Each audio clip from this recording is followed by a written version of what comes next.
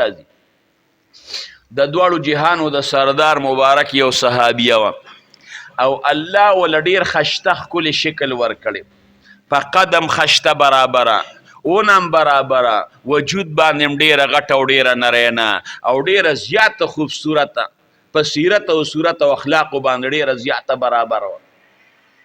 خلکو به م وی چې دا به د چا په نکاح کې راځي د الله شان ته ګوره یو صحابي الله وله مال او دولت ډېر زیات ورکړی و د مال او پراهي وه پې هغې صحابي دپاره دغه صحابیه وغوښته دې مالدارو بس د هغې مور پلار ورته انکار ونه که هغې ورله ورکړه د پاک پیغمبر مبارک د صحابو اخلاق هم خشته جینۍ هم خشته خاوند هم خشته د جینۍ اخلاق هم خشته د خاوند اخلاق هم خشته د ښځې او د خاوند یو بل سره مینه شوه لونه یو بل سره ولګېدل د محبت زندگی په کور کې تېرېږي ښځه خاوند له مینه ورکوي او خاوند ښځې له مینه ورکوي لګیا د ښکلې خوشګواره زندگی تېرېږي څه مصیبت څه ټینشن وغیره نشته ډېر وخت په دې کې تېر شو د شپې دا صحابي ودرې سترګې غړې کړې یوازې وکړه یا پلان کې لږې اوبه خو راله راوړه هغې وې ښه بس دا دې راوړم دله چې هغه لاړه او کنډول کې اوبه واچولې او کله هغه اوبې راوړې چې د خاوند سر ته راله چې ویې کتل نه هغه خرړېږي سترګې ورغلې دي اوس لوښې ورسره دی چې دا خاون خو مې تږی دی او ما ته یې د اوبو واز وکړه آیا د خوب نه راپاڅوم او که نه که دې د خوب نه راپاڅوم اوبه وڅکي دا خو د شپه داسې نه چې بیا وله خوب نه ورځي او که نه اوبه وله نه ورکوم نو تږی دی اسې نه چې زه لاړ شم سم لمه او دې بیا راپاسي اوبو ته یې جت دی نو دې به و چې یو ځل مې د خوب نه راپاسوله خوب کې مې وله خلل پیدا که بیا نشم راپاسولی نو به راپاسیم نه او تږي خوب به م نه ورځي زه یره د خاوند خو په ما ډېر حق دی همدلته به یې دې سر ته ودرېږم چې کله دې راپاسي د اوبو دا کنډول به ورله ورکړم د خاوند سر ته ولاړه هغه هم دقه شانتې خرړېږي بلا خوب یې پکې وکړه اوړي راوړي ناګهانه سترګې وغړېدې چې وې غړېدې دا جزه دغه شانتې په نیمه شپه خوب وله جوټې ورکوي او کنډول یې د اوبو په لاس کې نیوله ولاړه ده چې خاوند ورته وکتل وی دا ولې وته سړیه وی ته په خوب کې د اواز وکړه چې ما لوبه نو چې ما درله اوبه راوړې نو چې ومې کتل توده وې ما وی که دې د خوب نه راپاسوم هسې نه چې بیا خوب نه ورځي او ما وی که دا لوښې کېدم او زه لاړه شمه هسې نه زه به ودیم بیا به ما راپاسوي نه نو دا د اوبو لوښې مې درته نیولې دی وی ښځې لږ ساعت دې وشو که ډېره وی نه ډېر ساعت مې وشو وي تا پکې ډېر خوب وکړه ورته یې وخاندل هغه خاوند ورته وایي ته زما دومره تابعدار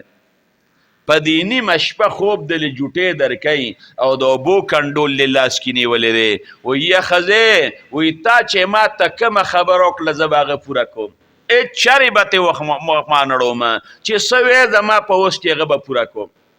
ښځه ورته وایي پوره پخه واده ده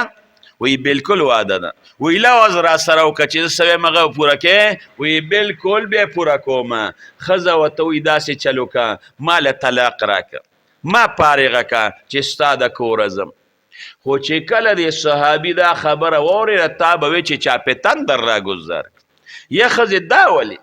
زما خو دا تمه نه وه چې ته به ما نه را طلاق و مطالبه کې ښځې را طلاق رانه ولې غواړې څه وجه وجې څه ده او ورته وایي سړیه بس نورې خبرې پرېږده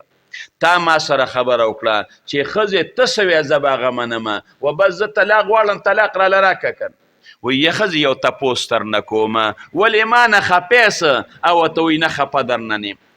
ما چېته تا ته تکلیف رسولی دی وایي زره تکلیف ته هم راته نه دی رسولی ولې ما تا له مینه نه ده درکړې وایي سړیه ما له ډېرې زیاتې مینه راکړې یا ښځې زما در سره کې مینه نشته وایي ډېره مینه ولې زما کور کې درته څه کمې دی څه وایي زه سړیه را هېڅ کمې راته را سره نشته هر څه راته ډېر دي یا ښځې ستا په حق کې مې چېته څه کمې کړې دي وایي هېڅ کمې هم نه یا ښځې ولې ستا پړه کې ما سره مینه نشته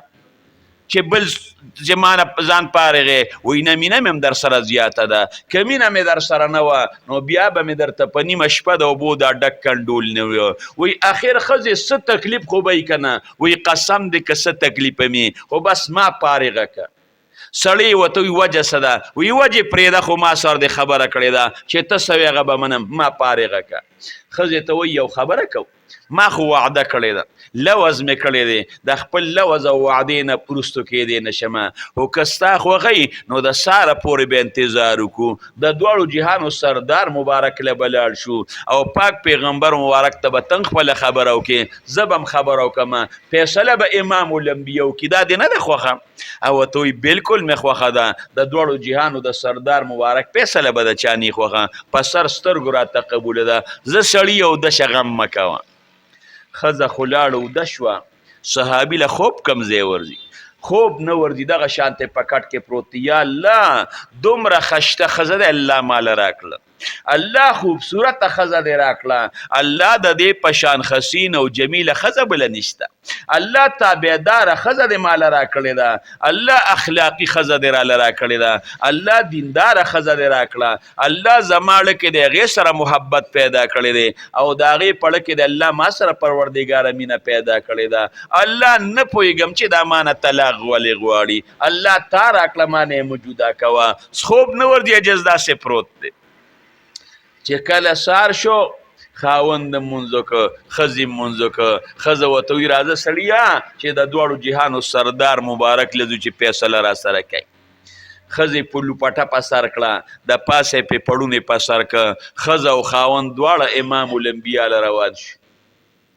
صحابي هم هغه ټینشن کې دی چې یا الله اوس که دې ښځې سره مې وعده کړې ده، په وعده خو به ټینګ یم که طلاق ورله ورکمه، دا حسین او جمیله ښځه به الله مانه لاړه شي، بله به ما ته کوم دی دومره خشته او تابعداره میلو شي. دغې سوچونو فکرونو په دې غم کې ټوله شپې ځان له وخوړ، ټوله شپې غم وکړه، خو صبر کوي په خولې غږ نه کوي، په لار روان دی وایي الله د صبر نه ما سره بغیر بل څه نشته. یو ځای کې تیندک و او راپرېوته، چې راپرېوت دا وینې د وجود نه روانې شوې،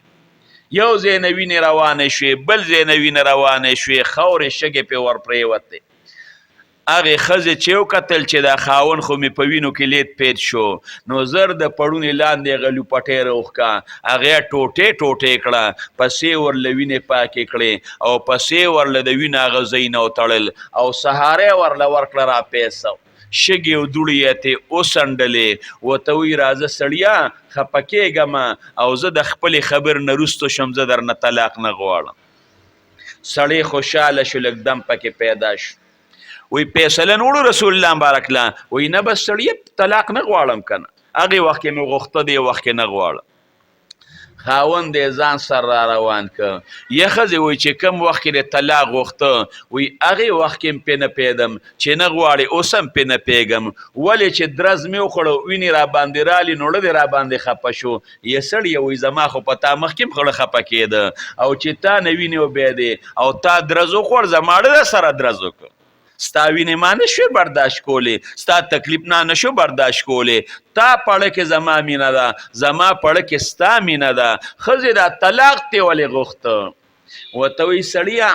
ته چې کله هم کور ته راشې نو د دواړو جهانو د سردار مبارکه حدیث بیانې، یو څو ورځې شوې چې ته کور ته رالې نو تا د امام الانبیا یو حدیث بیان که چې د دواړو جهانو سردار مبارک فرمایي چې کم انسان سره د الله محبتي او د الله د رسول و سره محبتي، په هغه باندې به د بیمارۍ او تکلیفونو او پریشانۍ داسې راځي لکه د بره نه چې د اوبه په تلوار او په تیزۍ باندې را رواني،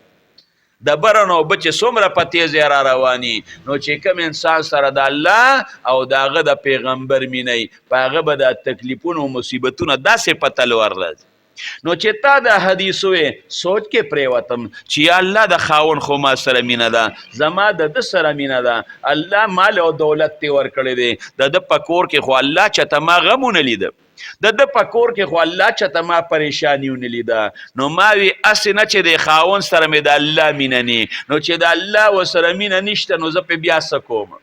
نور مې د سره مینه وه خو ما وی چې زما د رب ورسره مینه نی نو بیا ورسره څه کومه په دې وجه مې د نه ځان جدا کو چې کله د روان شو او د پاک پیغمبر مبارک نم د مسلې تپوس کو د دواړو جهانو سردار مبارک فرمایي من خرج فی طلب العلم فهو فی سبیل الله څوک چې د علم په زده کړې پسې وته دا د الله په لار کې دی لکه مجاهد چې فی سبیل الله دی طالب هم د الله په لار کې دی وی دې وخت کې دواړه د الله په لار کې روان د مسلې تپوس هم د امام الانبیا نه کو